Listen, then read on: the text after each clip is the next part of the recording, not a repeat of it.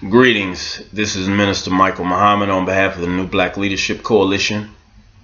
I hope my fellow co-founders of the New Black Leadership Coalition are reviewing these videos because they are intended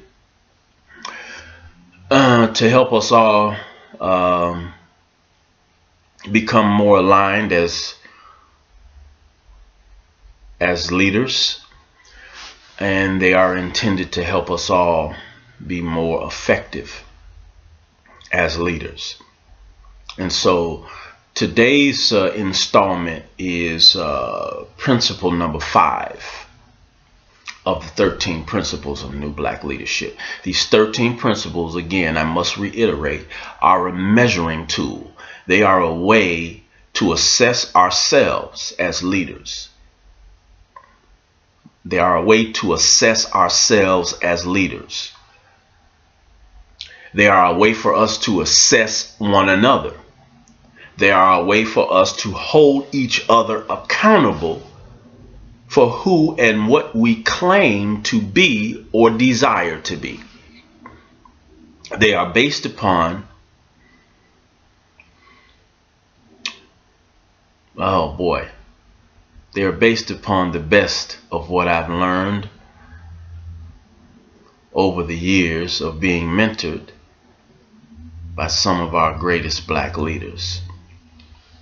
And so those of you who know me know who my chief teacher and mentor has been, and you may know of some of the others who have assisted in mentoring me, and you know of my part of my record in trying to live up to these 13 principles.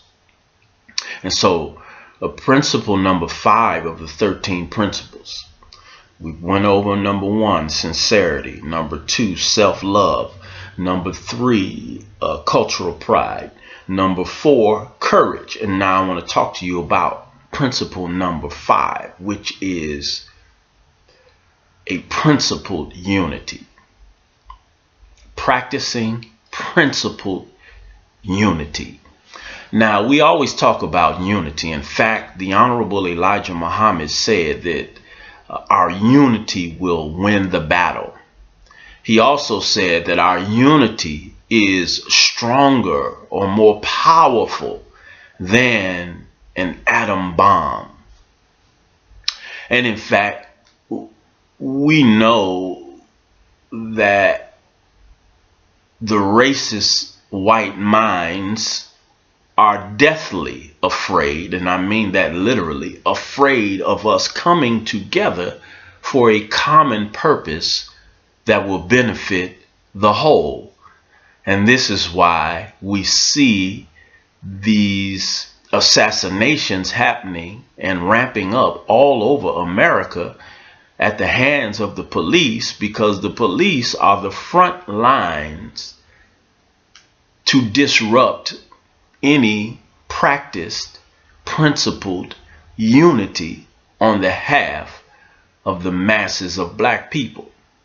Now, the elite of black people are unified among themselves for their own personal gain and to serve as a buffer for whites who have more power than we and have a vested interest in maintaining that power. And so they have an elaborate process of filtering out those who would practice this principled unity on behalf of black people and filtering in those who have an inordinate self-interest.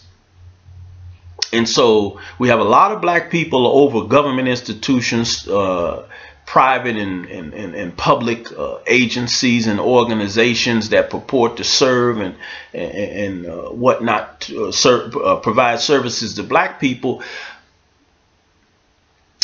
but they don't cause any transformation in our condition. So I want to talk very briefly about this 5th principle. And that is practicing a principled unity. Now, you cannot have unity with everybody. I'm just going to say it matter of factly, as I tend to do, so that there is no confusion. Just because one is of our same color, if you will, or same blackness, does not mean that we can all be unified. Why not? Because some of us, how can one person who believes in being truthful be unified with somebody who has no shame in telling lies? How can somebody be unified? How can two people be unified if all I want is money for myself and you want to have economic development to help as many other people outside of yourself as possible? How can we be unified?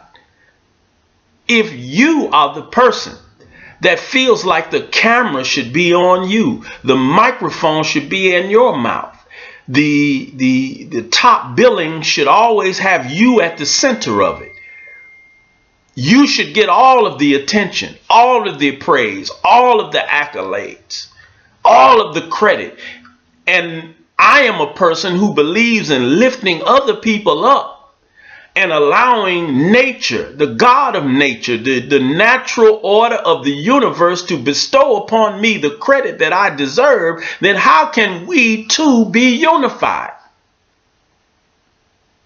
The problem we have when we try to come up with unity among leadership is that we are failing to hold each other accountable with the truth. And the truth is, many of us as leaders are liars, we're slicksters, we're con people, we're hustling poverty or the conditions of our people for our own personal edification. And our desire for more money, a bigger grant, a bigger contract, a bigger opportunity, it clouds our rational mind out. It clouds our ability to stand on the principles, the better principles that would benefit or make us credible leadership. We are willing to compromise those principles too readily. And we get too upset at one another because one person sings a little better, one person speaks a little better, one person gets a little more attention in this domain.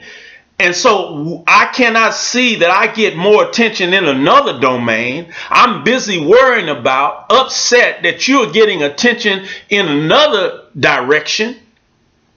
And so we begin to undermine each other. We begin to distance from one another. We begin to disrespect one another. We begin to figure out ways that we should not work with somebody who is outshining us, outperforming us, somebody who, for whatever reason, the Creator has given them a gift that we may not have. So when we talk about principled unity, we have to have some principles undergirding our unity, because I'm going to tell you, brothers and sisters, I have been working in some capacity of leadership, and for the just to make my point, I'm going to use, I've worked with people who claim to be a part of the same organization nearly all my life. But it's usually somebody in their own organization that is working against the best people in the organization. It's usually people of a low character, a dark mind, a dark spirituality, low spiritual development, emotional dysfunction. It may be the result of deep trauma and neglect or abuse, but it's still what it is. And so usually when we belong to organizations, our worst enemies are not the people on the outside of the organization. Our worst enemies are usually people on the inside of the organization. And so I've watched over the years, I've watched how we operate in black organization. We take out our own leadership. We kill our own leadership. We undermine our own leadership because we're in the organization, but we don't have the same principles. We may have the same ideology, or I'll put it like this. We may have the same rhetoric. We may learn the same language and ritual. but we don't necessarily have the same principles. And so until we as New Black leadership can set up a model where we practice principled unity. What does that mean? That means that if I'm in the group and I accept the rhetoric, if I accept the mission, if I accept the call, and I'm found to be other than that, then I must be held accountable by whatever means that amounts to, whether that's pressure of some type, whether that's excommunication of some type. But when I'm found to work against the best interests of the whole, then I am a stumbling stone for the uplift and uprise of black people. And I must be dealt with. No matter what my name is, no matter what my title is, no matter what my position is, I must be dealt with. And I must not continue to be embraced by other so-called leaders, organizers, and activists when I am not acting on the principles that are for the best interest of the whole of our people. So this fifth principle of a principle or practice principled unity is so very critical, dear family. We must struggle with this one because we develop friendships and associations. We get happy to be in the room with one another. And so it's frequently that you find out that, oh, Minister Michael was my friend, but he stole money from somebody, or he took a contract from somebody, or he stole somebody's ideal, or he did something nefarious that is beneath what we expect of him as a leader. And so, but we yet don't want to, we yet don't want to distance ourselves. We yet don't want to deal with the fact that I'm out of order.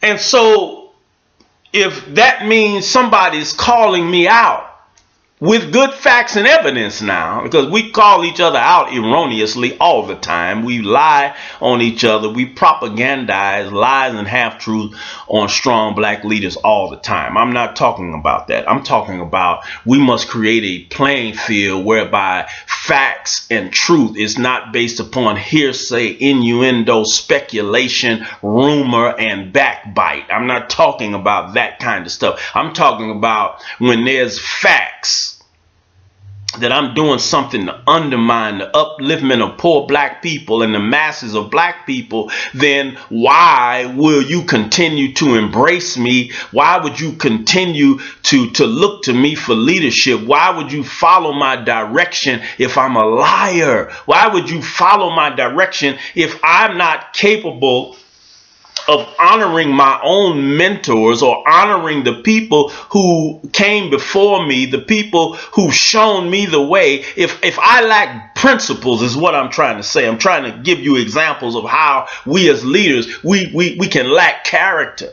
We can lose our character or lack character and stand on or not stand on the best principles and still be accepted in meetings, in social environments, in different functions and capacity. And we feel uncomfortable when certain activists are strong enough to call us out. Well, why should we feel uncomfortable? It may be because we have a soft spot in our character. But you will never see women soft on calling out a rapist. You will never see a parent soft or uncomfortable when somebody calls out a pedophile, unless that parent is a pedophile. But if you are strong in the principles of leadership, then if somebody calls me out because I have a lack of character and integrity in my leadership, it should not make you feel uncomfortable unless you are similar to me with a lack of character and integrity. Now, I'm using myself as an example, but I strive very hard to maintain a high standard of character and integrity. But I know some of my peers, I know many who operate in the black community with a lack of character and integrity. They're all about themselves. Every press release is about themselves. Every story they're involved in is about themselves. All the money they get is for themselves. Everything they do is to raise their profile. And so they come and join your group, your associations, only because it raises themselves up and their status. They really don't know how to think about lifting everybody up.